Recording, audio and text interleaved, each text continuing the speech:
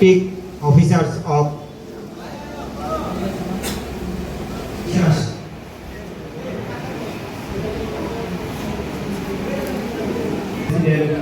ব্যবস্থিত college মহোদয়কে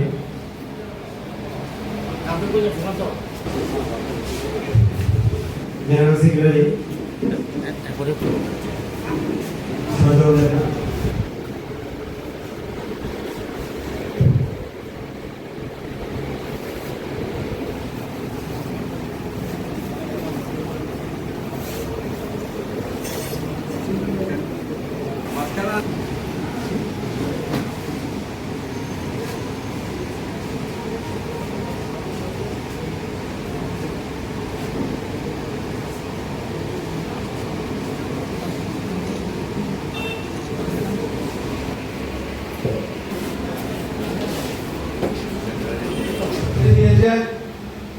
যে দাবি প্রথমেই ছিল আমাদের কাজ করতে গেলে আমাদের ভাইরা অ্যাক্সিডেন্ট হয় তার জন্য সেফটি নিতে হবে।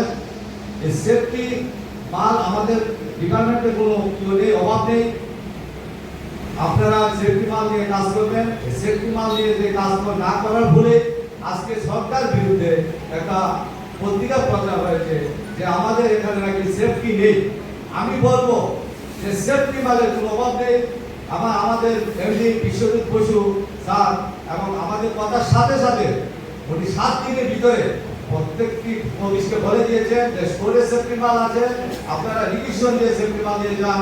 এবং আমরাই দুর্ভাগ্য বিষয় এই সেফটি মালের ভিতরে হেলমেট আছে, লাইটুলা হেলমেট আছে, রিচার্জ রড আছে, হ্যান্ড গ্লাস আছে, টেস্টার আছে, সব কিছু আছে। কিন্তু আপনারা এই মালটি আপনারা যদি না পান, আপনারা যে যার যার সামনে অধিকারী আছে তাদেরকে বলবেন রিকুইজিশন দিতে, রিকুইজিশনের মাধ্যমে এটি নিয়ে যাবে এবং আপনারা এই সেফটি মাল করে কাজ করবেন।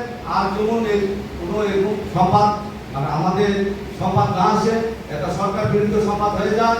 কিন্তু আমরা এমন একটা সংগঠন, আমরা সরকার বিরুদ্ধে কোনো কাজ করি না। সরকারের যে ভালো জিনিসটা উঠে আমরা প্রচারে যাব। আজকাল থেকে বিভিন্ন কাজে সাবস্টেশন উদ্বোধন হচ্ছে। আমরা পাবলিক আমাদের সরকার, আমাদের মিনিস্টার রতনলালজি স্যার এইভাবে কাজ করে যাচ্ছে, দৃষ্টান্তমূলক কাজ করে যাচ্ছে। বিভিন্ন জায়গা থেকে সাবস্টেশন উদ্বোধন হচ্ছে। পাবলিক কিভাবে পাওয়ার পায়, পাবলিক কিভাবে ভোল্টেজটা মানে মাধ্যমে ইয়ে করতে পারে, তারা ইয়ে করতে মানে পাবলিকের সাথে কাজ করে সরকার। আমি এটা চাই না।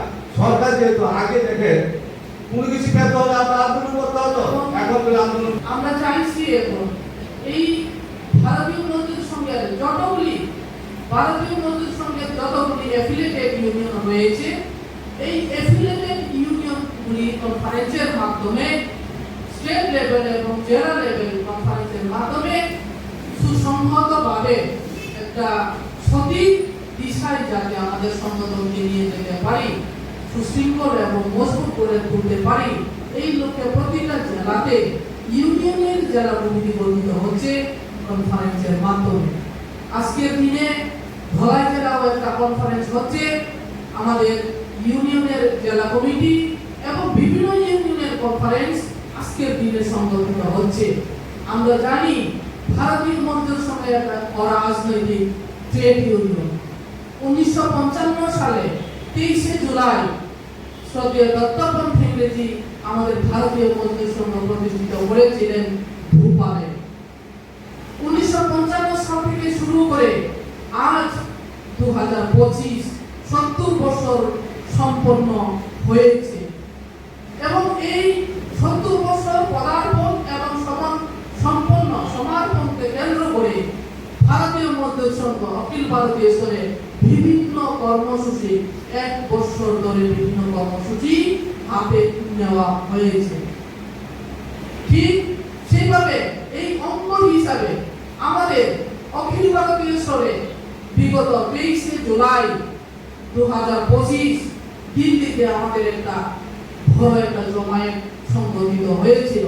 সেখানে আমাদের রাষ্ট্রীয় স্বয়ংসেবক সংঘের যে গুরু আমাদের ডক্টর মোহন বাবু বজ্জি সেখানে উপস্থিত ছিলেন, আমাদের মার্গদর্শন করেছিলেন এবং আমাদের শ্রমমন্ত্রী আমাদের কেন্দ্রীয় শ্রমমন্ত্রী ডক্টর মনসুর ভাই মান্দাবিয়া সেখানে আমাদের সামনে সেখানে ভর্তি দিয়েছেন।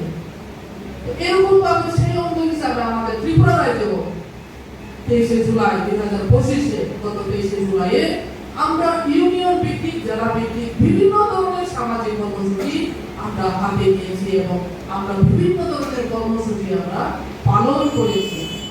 ভারতীয় মজদুর সংঘ শুধু ট্রেড ইউনিয়ন মানে শুধু আমাদের লড়াই, আমাদের অধিকার নিয়ে আমরা লড়াই করি না, আমাদের কিছু সামাজিক দায়বদ্ধতা রয়েছে।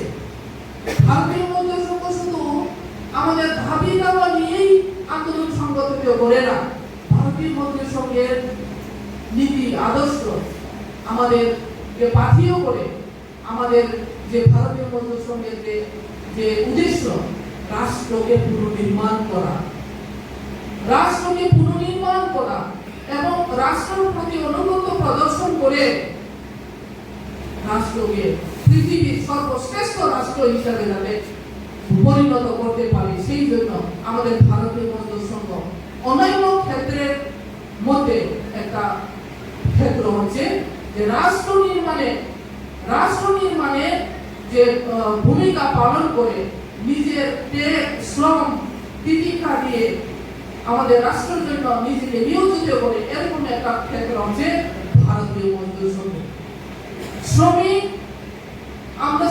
আমরা সকলেই শ্রমিকের কোনো জাতপাত থাকতে পারে না, ধর্ম বর্ণ নির্বিশেষে আমরা সবাই শ্রমিক। হতে পারে ক্ষেত্র আলাদা আলাদা, কিন্তু প্রত্যেকটা ক্ষেত্র মিলে আমাদের একটাই পরিচিত, সেটা হচ্ছে আমরা শ্রমিক। তো আমাদের শ্রমিকের ভূমিকা কি? রাষ্ট্র পুনর্নির্মাণে আমাদের ভূমিকা অবিচ্ছেদ্য। আমরা রাষ্ট্র নির্মাণে, আমাদের রাজ্য নির্মাণে, রাজ্যের প্রগতিশীল রাজ্যটাকে কিভাবে প্রগতিশীলের দিকে নিয়ে যাওয়া যায়, রাজ্যের